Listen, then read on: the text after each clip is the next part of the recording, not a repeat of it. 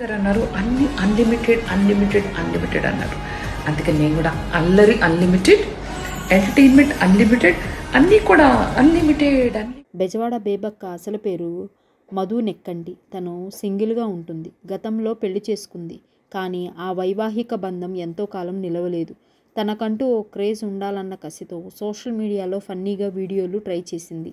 అవి జనాలకు ఎంతో నచ్చడంతో బెజవాడ బేబక్కగా ఫేమస్ అయ్యింది. యుఎస్ పౌరసత్వం ఉన్న ఆమె 6 నెలల క్రితం ఇండియాకు వచ్చింది.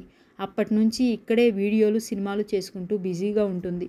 సినీ ఇండస్ట్రీతో ఆమెకు సంబంధాలు ఉన్నట్లు సమాచారం. ప్రముఖ దర్శకుడు రాఘవేంద్రరావు తనకు బంధువని స్వయంగా ఆమె ఓ ఇంటర్వ్యూలో చెప్పింది.